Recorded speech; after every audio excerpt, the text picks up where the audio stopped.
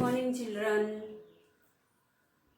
ગઈ વખતે આપણે ટેન્સીસમાં સિમ્પલ પ્રેઝન્ટ ટેન્સનું સ્ટડી કર્યું હતું અને એમાં હોમવર્ક પણ દરેક બાળકોને આપણે આપ્યું હતું કે 5 સેન્ટેન્સ ઘરેથી બનાવવાના છે. ઘરે બેઠા બેઠા જ બનાવવાના હતા, તો દરેકે બનાવી દીધા હશે. હવે આજે આપણે સિમ્પલ પાસ્ટ ટેન્સ અભ્યાસ કરવાનો છે, સ્ટડી કરવાનો છે. તો સિમ્પલ પાસ્ટ ટેન્સ મીન્સ કે સાદો ભૂતકાળ. દરેક વખતે બાળકોને કહેવું ના પડે કે નોટ્સ અને પેન સાથે લઈને જ બેસવાનું છે, જેથી કરીને આપણે એના મુદ્દા, એની નોટ્સ લખી શકીએ. તો આજે સિમ્પલ પાસ્ટ ટેન્સ સ્ટડી કરવાનું છે.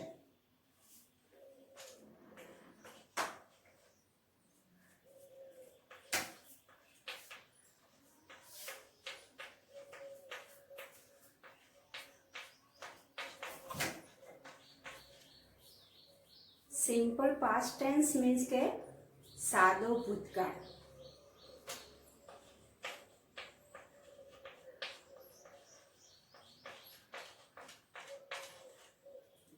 શું થશે? સાદો ભૂતકાળ. સિમ્પલ પાસ્ટ ટેન્સ આપણે ક્યારે વાપરીએ? કે સામાન્ય રીતે જે ક્રિયા ભૂતકાળમાં થઈ ગઈ હોય તે દર્શાવવા માટે આપણે સિમ્પલ પાસ્ટ ટેન્સનો ઉપયોગ કરતા હોઈએ છીએ.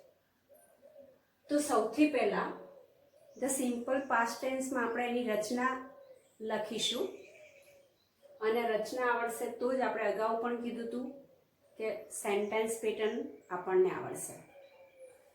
તો રચના કરીને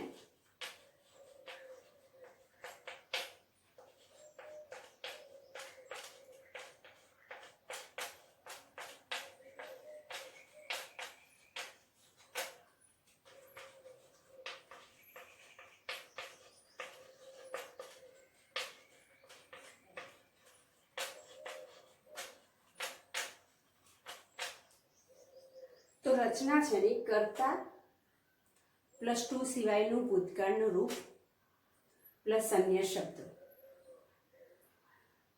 ભૂતકાળ આપણે સ્ટડી કરવાનો હોય તો ખાસ કરીને આપણને ભૂતકાળના ફોર્મ આવડવા જોઈએ.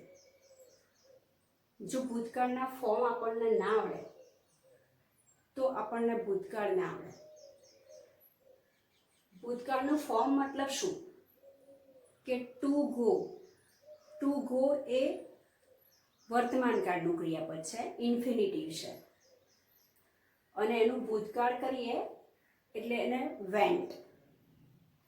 ગોનું ભૂતકાળ શું થશે? વેન્ટ. તો એ જે વેન્ટ છે એ ભૂતકાળનું ફોર્મ છે, મતલબ કે ટુ સિવાયનું ભૂતકાળનું ફોર્મ. તો એમાં આપણે ગોનું વેન્ટ મૂકી શકીએ. પ્લે આપેલું હોય તો પ્લેડ, લવ આપેલું હોય તો લવ્ડ, સિંગ આપેલું હોય તો સેંગ. આ રીતે આપણને ભૂતકાળના ફોર્મ આવડવા જોઈએ, તો જ આપણે સાદો ભૂતકાળ લર્ન કરી શકીશું. તો આ હતી એની રચના. હવે એના પછી છે એનો ઉપયોગ.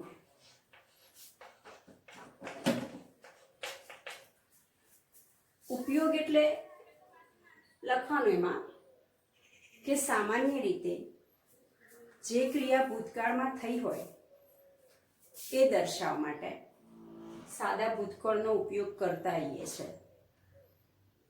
તો ઉપયોગમાં આપણે લખીશું કે સામાન્ય રીતે જે ક્રિયા ભૂતકાળમાં થઈ હોય તેને દર્શાવવા માટે આપણે ભૂતકાળનો ઉપયોગ કરતા હોઈએ છીએ. તો દરેક બાળકો પોતાની નોટ્સમાં ઉપયોગમાં આ પ્રમાણે લખશે. એના પછી કાળ દર્શાવતા શબ્દો.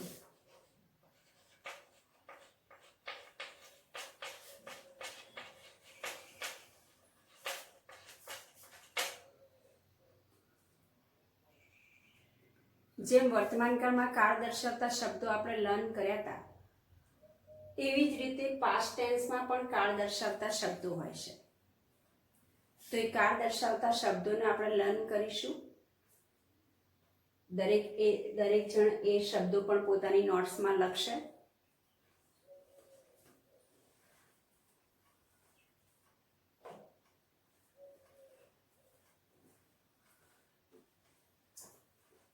તો કાળ દર્શાવતા શબ્દોમાં યસ્ટરડે,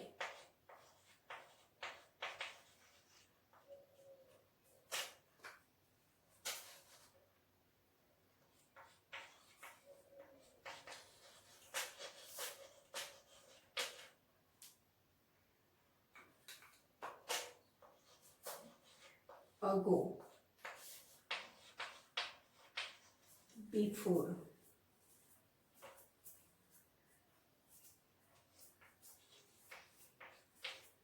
પછી જેમ આપણે વર્તમાન કાળમાં એવરી સાથે બધા યુઝ કર્યા હતા વર્ડ્સ, એ જ રીતે ભૂતકાળમાં લાસ્ટની સાથે આપણે બધા વર્ડ્સને એડ કરવાનું છે.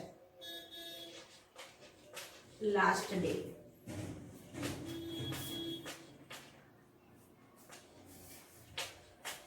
લાસ્ટ વીક,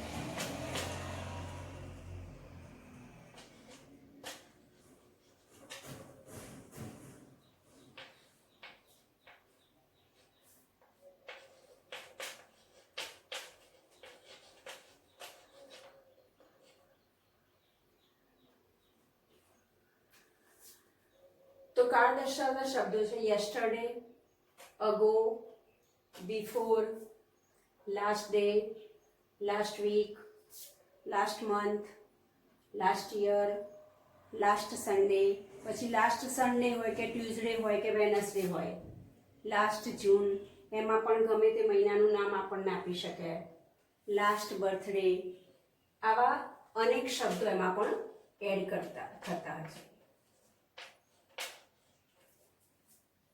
તો આ હતા કાળ દર્શાવતા શબ્દો. આ કાળ દર્શાવતા શબ્દો પણ આપણે આપણી નોટ્સમાં લખી દઈશું અને એના પછી આપણે એની વાક્ય રચનાને જોઈશું. તો દરેક જણ પોતાની નોટ્સમાં આ શબ્દોને ઉતારી દેશું.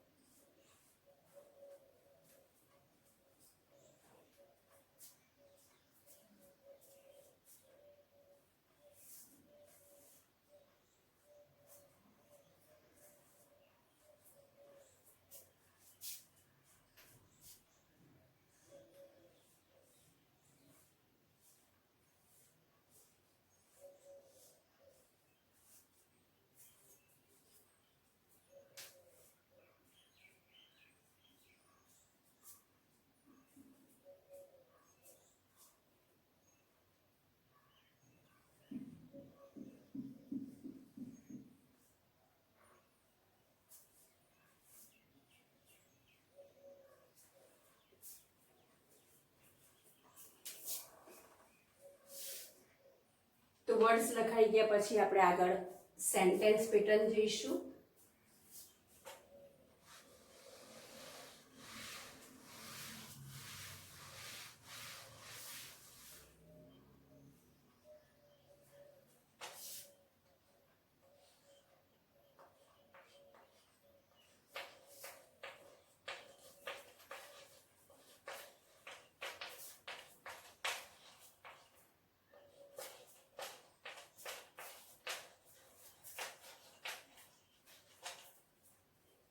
I played cricket last Sunday. Last Sunday એટલે આપણને ખબર પડે કે ભૂતકાળ છે. કદાચ બ્રેકેટમાં ફિલિંગ ધ ગેપ આપેલી હોય અને બ્રેકેટમાં આપણને વર્ડ્સ આપે પ્લે, તો આપણે એનું પ્લેડ કરવાનું રહેશે.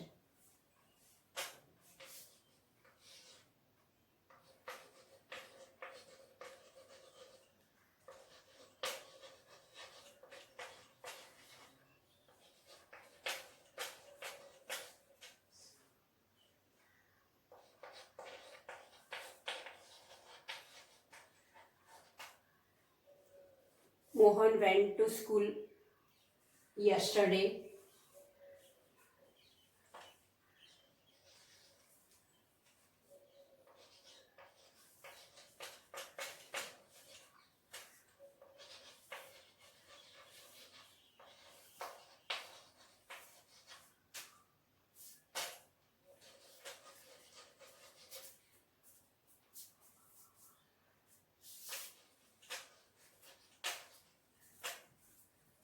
Sarita sang a song every month. તો દરેક જે સેન્ટેન્સ લખ્યા એમાં સપોઝ કે પ્લેડ છે, વેન્ટ છે, સેંગ છે, સોરી આમાં લાસ્ટ,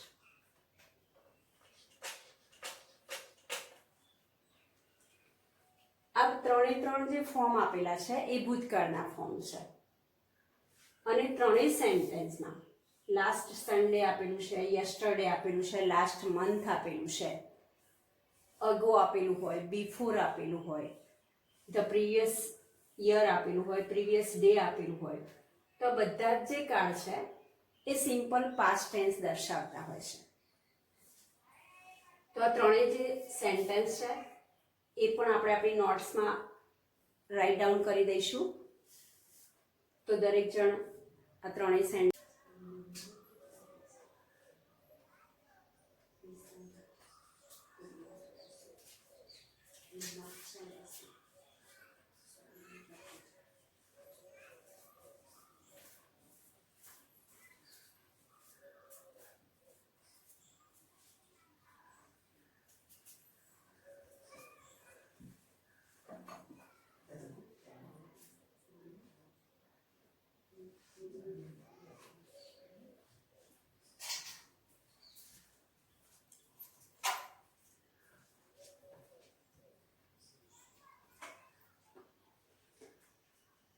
તો આપણા સેન્ટેન્સ લખાઈ ગયા છે.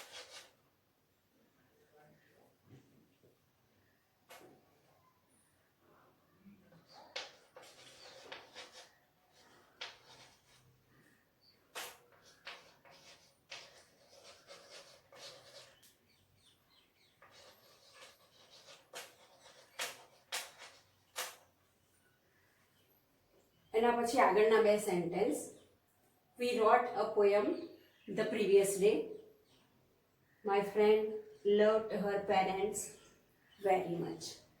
આ બે સેન્ટેન્સ પણ આપણે આપણી નોટ્સમાં એડ કરી દઈશું, લખી દઈશું.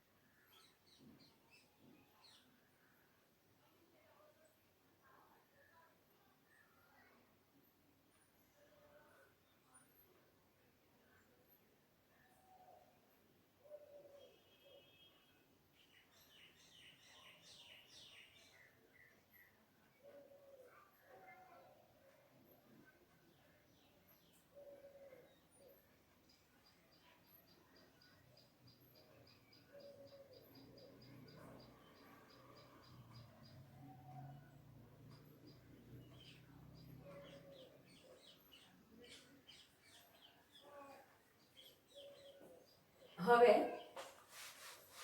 સિમ્પલ પ્રેઝન્ટ ટેન્સ જે આપણે અગાઉ સ્ટડી કર્યું હતું એ અને સિમ્પલ પાસ્ટ ટેન્સ, આ બંને સેન્ટેન્સ દ્વારા ડિફરન્સ શું છે એ હવે આપણે જોઈશું આગળ. સેન્ટેન્સ જે આપણે અગાઉ લીધા છે એમાંથી જ લઈશું એટલે આપણને ખ્યાલ આવે કે કયા કયા સેન્ટેન્સમાં કેવી રીતનો ચેન્જીસ થતો હોય છે.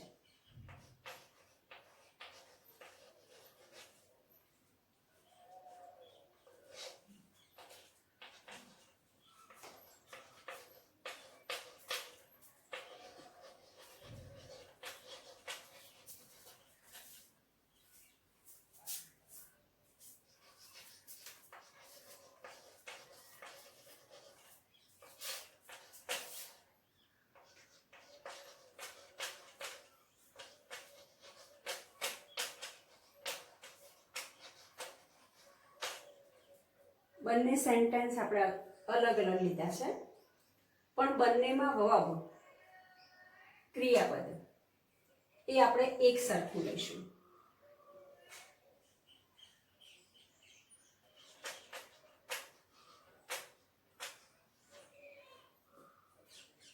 ટુ ગો, બંને વાક્યનું એક જ ક્રિયાપદ છે પણ બંનેના આન્સર અલગ અલગ આવશે.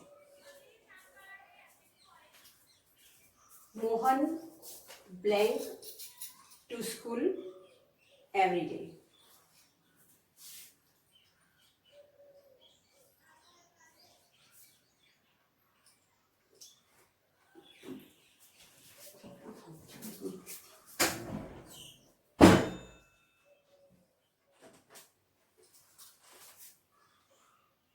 તો ટુ ગો આપેલું છે, મોહન થર્ડ પર્સન સિંગ્યુલર છે એટલે એમાં આપણે એનો આન્સર મૂકીશું ગોઝ. બીજું સેન્ટેન્સ છે Mohan blank to school last Monday. હવે જેમ અહીંયા આપણે ગોઝ મૂક્યું એમ અહીંયા ટુ ગોનું ફોર્મ થશે ભૂતકાળનું વેન્ટ. તો અહીંની ખાલી જગ્યામાં આવશે વેન્ટ. બંને સેન્ટેન્સ સેમ જેવા છે. એક વર્ડ આપણો ચેન્જ થવાથી, કાળ દર્શાવતો શબ્દ ચેન્જ થવાથી આપણો જવાબ પણ ચેન્જ થઈ જાય છે. તો આ બંને સેન્ટેન્સમાં જે પણ ફેરફાર છે એ પણ આપણે ખાસ ધ્યાનમાં રાખીશું. એના પછીના બીજા બે સેન્ટેન્સ લઈશું આપણે.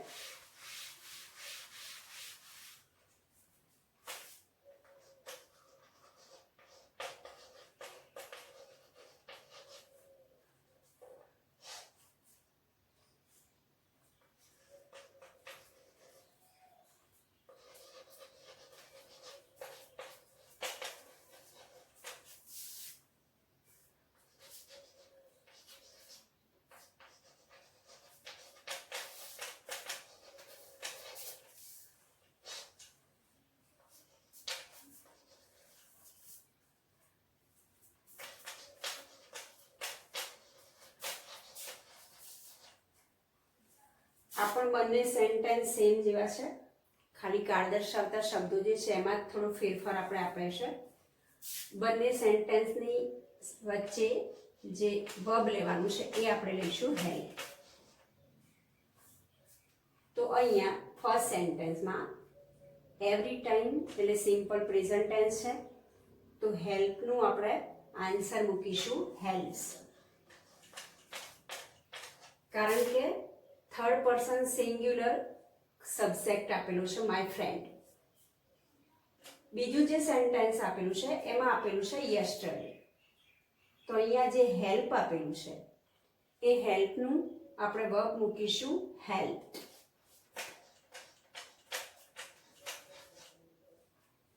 તો આ જે છે એ ફેરફાર છે. સિમ્પલ પ્રેઝન્ટ ટેન્સ આપેલું હોય તો આ પ્રમાણેનો આન્સર આવી શકે ફિલિંગ ધ ગેપમાં. સિમ્પલ પાસ્ટ ટેન્સ આપેલું હોય, શાના ઉપરથી ખબર પડશે? કાળ દર્શાવતા શબ્દો યસ્ટરડે ઉપરથી. તો આપણે ત્યાં એનો જવાબ મૂકીશું હેલ્પ. તો આવા ફેરફાર, આવી સેન્ટેન્સ પેટર્ન ઉપરથી આપણે સાચો જવાબ મૂકી શકતા છે.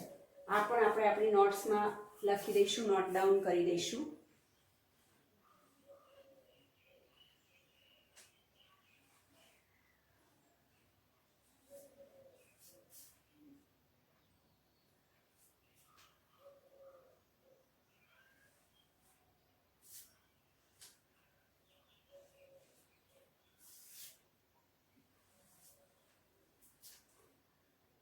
અને એના પછી નેક્સ્ટ લેક્ચરમાં આપણે the simple future tense study કરીશું. આ સ્ટડી કર્યા પછી આપણે આગળના આપણા ટેક્સ્ટ તરફ જઈશું, એ પાછળથી આપણે ભણીશું.